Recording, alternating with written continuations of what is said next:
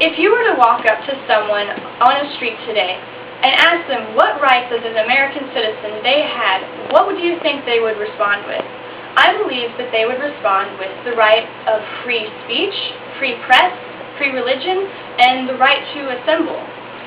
But why do they answer just these rights? As Americans, we have so many rights included in all the 27 amendments in the Constitution. I believe that they would mention these rights first because these are actually what compose the First Amendment. The First Amendment was written by the founders of our nation and it expressed their beliefs as what we had as natural rights as humans. So let's actually think about the First Amendment and what the founders believed that it meant. The first part of the First Amendment is that the American people have the right to free religion. They actually said that the government could not create a national religion and they could not prohibit the free worship of any citizen. This is because the American colonists, when they moved here, were escaping religious persecution, kind of.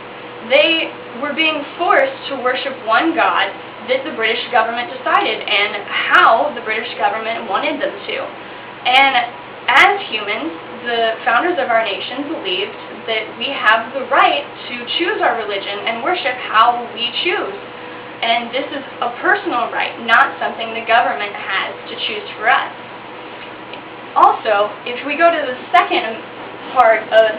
part of the First Amendment, we also see more freedom of expression. The second and third clauses of the First Amendment are the freedom of speech and freedom of press. Each of these is about expressing oneself.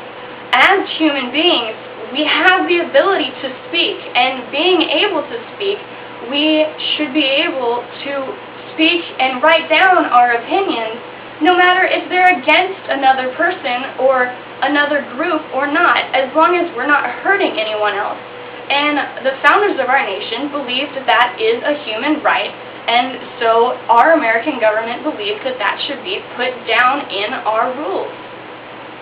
Also, the last part of our First Amendment is the right to not just assemble, but actually peaceably assemble to petition the government.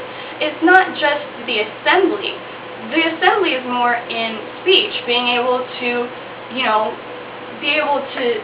pronounce your own opinions. The fourth clause is primarily about telling the government that something they're doing is incorrect. The British government had many rules against the colonists, and they couldn't say anything about it because they had no words in the parliament.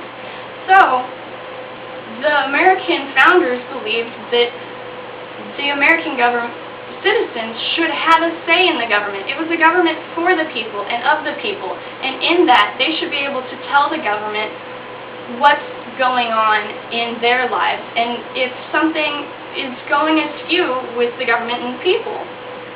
So, in closing, the First Amendment is truly about expression and freedom.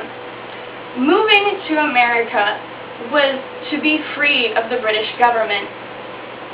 So, the American founders wanted to create a government and rules thereof in ruling their nation to make the people free. Thank you.